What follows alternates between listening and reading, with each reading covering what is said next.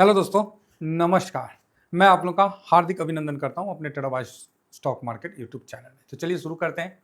तो अभी सबसे इम्पोर्टेंट और एक बड़ा अच्छा खबर है जो कि आप लोगों को सामने आया है, शायद आप लोग ध्यान दिए नहीं दिए हैं। और रेलवे सेक्टर इसीलिए याद है 4% भागा था, 5%। तो क्या है आगे का व्यू, उस पर हम लोग थोड़ा सा फोकस करते हैं।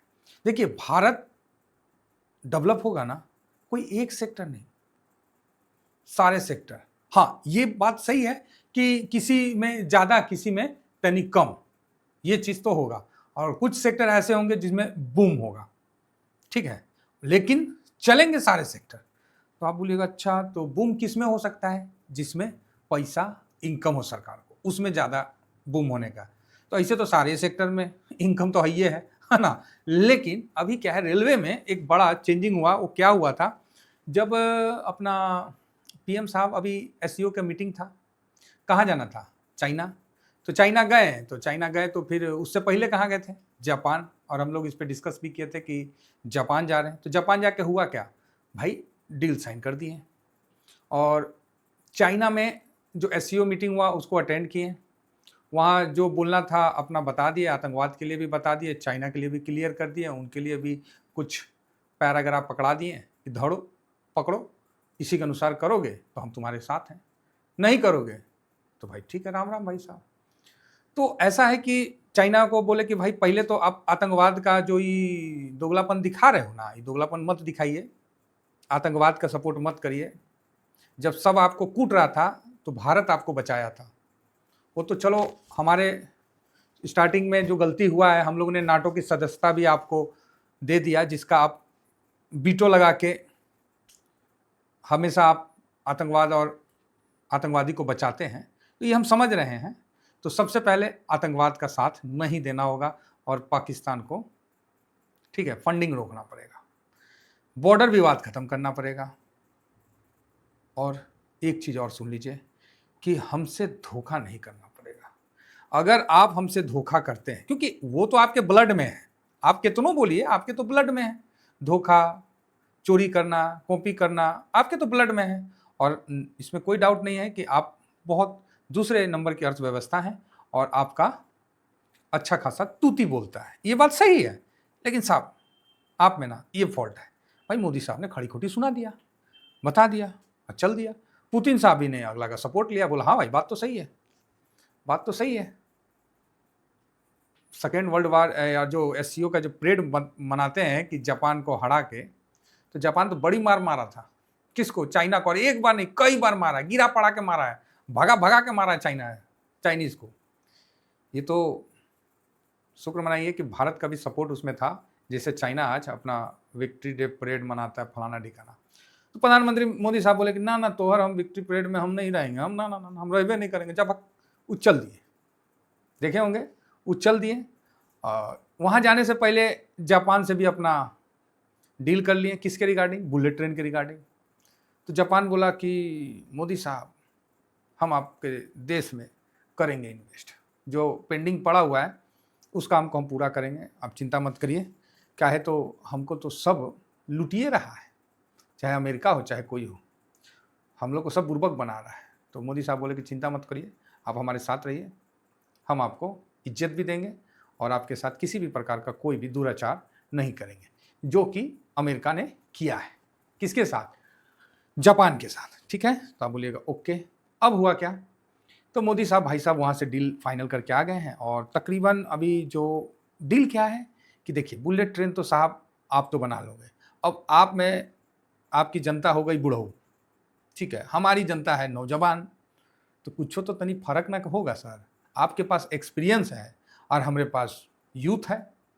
यही बात बोलता है ना इजराइल, कि भारत के पास युवा शक्ति है, भारत के पास ह्यूमन रिसोर्स है, जो कि हर रिसोर्स से बेटर माना गया है।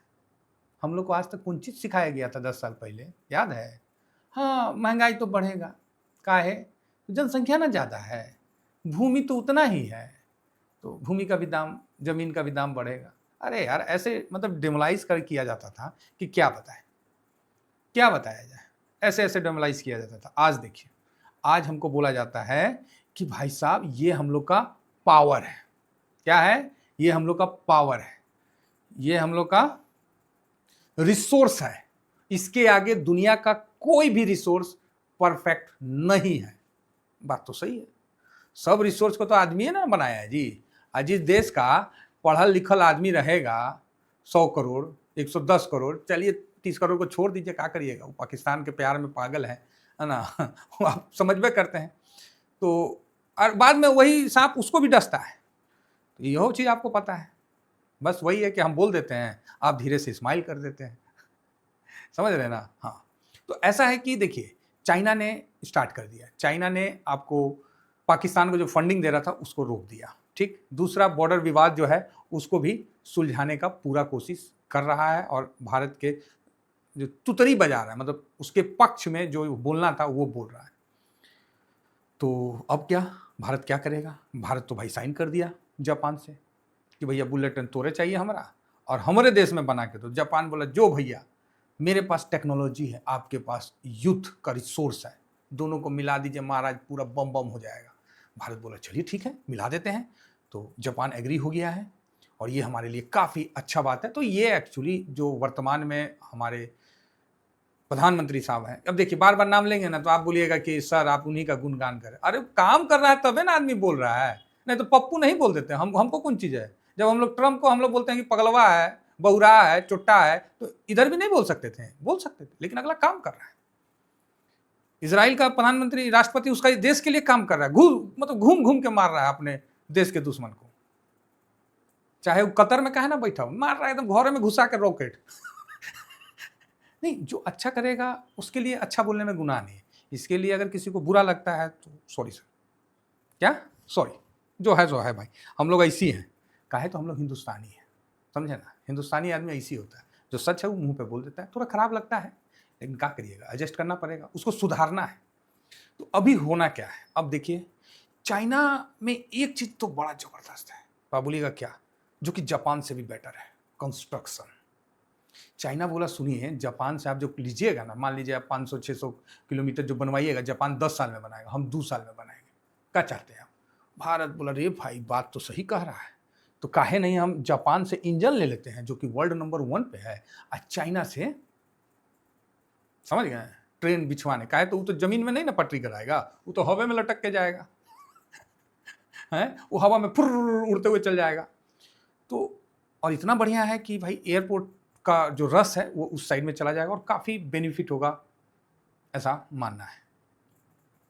तो इसलिए भारत, जापान के साथ तो एग्रीमेंट हो गया है, चाइना के साथ अभी नहीं हुआ है। और चाइना जानता है कि भारत इसमें उससे मदद ले लेगा। तो आपके पास 2 दिग्गज पावर, मतलब जापान का टेक्नोलॉजी आपके देश में और चाइना आके बनाएगा यहाँ, तो आप सीखिएगा नहीं, लेबर का वो अपन घर से लेके आएगा। मोदी साहब बोलेंगे हाँ तो ना हमारे देश में लेबर का कमी है, हम लोग युवा पावर है, एकदम तुमको मिलेगा। यहाँ से जब भारत सीख लेगा काम करते करते, तो स्वाभाविक है कि इसका बेनिफिट आने वाला टाइम में भारत को मिलेगा। ये भी एगो प्लस पॉइंट है। अब बोलिएगा हाँ, तो इसको पूरा जो सिनारियो है ये रेलवे को मस्त, समझ रहे हैं, एक नंबर रेलवे सेक्टर को बूम दिलवाएगा। तो आइए थोड़ा सा चार्ट चुट में देख लेते हैं, जिससे क्या है कि रेलवे सेक्टर का क्या चल रहा है। तो रेलवे सेक्टर को कवर करने के लिए पहले कुछ नहीं था ईटीएफ में। कहे तो साहब स्टॉक तो हम कवर करते नहीं है, वो हम बहुत पहले बनाए थे आरबीएनएल का, वो वीडियो पड़ल है, जाके देखिएगा। उस समय 30-35 चल रहा था, उस समय हम 120 का टारगेट दिए। तो शुरू का समय था, उसके बाद हम ईटीएफ में ही रहे। तो यहाँ देखिए, ये जो रेलवे सेक्टर को हम लोग ग्रो रेल से कवर करते हैं। जो भी रेलवे सेक्टर है, ग्रो रेल से हम इसको कवर करते हैं। नया ईटीएफ है, बहुत ज़्यादा तो नहीं तो, लेकिन ठीक है। ये पीएसयू मतलब सिस्टम है, मतलब सरकारी सिस्टम है इसमें। और इसमें जो कंपनियां आती हैं उस पे हम थोड़ा सा देख लेते हैं। अगर इसमें दिखाता है तो अच्छी बात है। 17 कंपनियां इस पे आती हैं, ठीक है, 17 कंपनी इस पे आती हैं। और इसमें जो है ये देखिए, IRCTC है ना, सॉरी IRFC है, IRCTC है, ठीक है। इस तरह से आपको रेलवे, आरबीएनएल, सब ये सब आपको दिख जाएगा। मतलब 17 कंपनी, सब रेले है ना, इन्हें उन्हें कुछ नहीं, सब रेले का कंपनी। तो ये एक बढ़िया है। ये ऑप्शन आने वाला टाइम में अच्छा ग्रोथ करेगा, रेलवे सेक्टर आने वाला टाइम में अच्छा ग्रोथ करेगा। हालांकि अभी के लिए तो अच्छा मतलब बूम दिखाया है, फिर भी आने वाले टाइम में बहुत ज़्यादा और तेज़ी दिखाने का उम्मीद हम इसमें रखते हैं। फिलहाल ड्यूरिंग दिस ईयर में तो कुछ नहीं है, 6 महीना में फिर भी 10% का रिटर्न है। ये रिटर्न देता है ना, शानदार रिटर्न देता है। एक जो तेज़ी बना था अभी मई में, वो तेज़ी 22% का इसमें दिया था। तो इसमें हम लोग स्विंग करते हैं, ज़्यादा नहीं, एक लॉट से करते हैं। 10% 15% की गिरावट के बाद हम सेकेंड लॉट लगाते हैं। देखिए ये एक सेक्टर है, भारी मात्रा में गिरावट होता है, ठीक है, तो इसका विशेष ध्यान रखिए। बाकी जापान जो है 2026, ये है ना, जापान भारत को 2 बुलेट ट्रेन मुफ्त में देगा। 2026 की शुरुआत में डिलीवरी संभव है। मुंबई अहमदाबाद कॉरिडोर पर 71% काम पूरा हो गया। चलो जी ठीक है, अच्छी बात है ना। तो इस तरह का आप देख सकते हैं, तो जिससे क्या है कि 2 घंटे में मुंबई से अहमदाबाद हो जाएगा। तो ये बड़ा अच्छी बात है भाई साहब, और क्या यार, ऐसा बुलेट ट्रेन जो है आप देख सकते हैं कि दिल्ली से पटना का सफ़र बहुत फास्ट हो जाएगा। तो ये सब कई चीज़ है। दिल्ली से पटना 2.5 घंटे में चला जाएगा, जो कि उसको जाने में बहुत ज़्यादा समय लगता है। तो मतलब एक तरह से क्रांति आएगा और बहुत बढ़िया है, लोगों का समय बचेगा और डेवलपमेंट में लोग अपना भूमिका और से ज़्यादा देंगे, मतलब ज़्यादा से ज़्यादा और देंगे। तो ये एक अच्छी खबर निकल के आ रही है। और मैन्युफैक्चरिंग भारत में आके करेंगे, ये कब से करेंगे?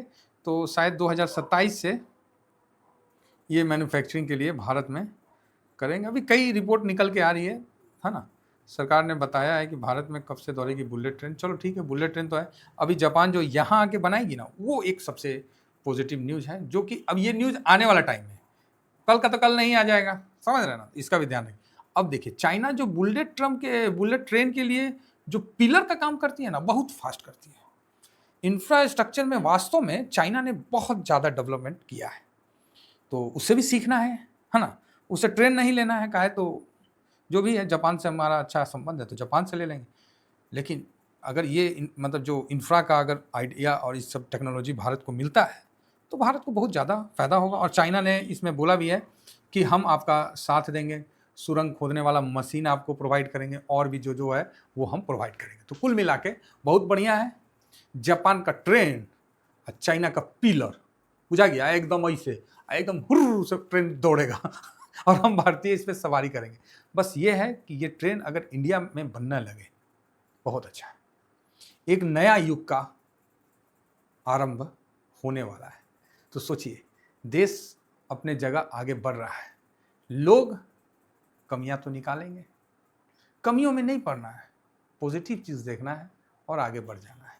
आशा करता हूँ कि मेरे द्वारा जो ये व्यू है आप तक बराबर पहुँचा होगा और आपको अच्छा लगा होगा। इतना ही कहकर मैं अपने वाणी को विराम देता हूँ। Thank you very much. जय हिंद, जय भारत।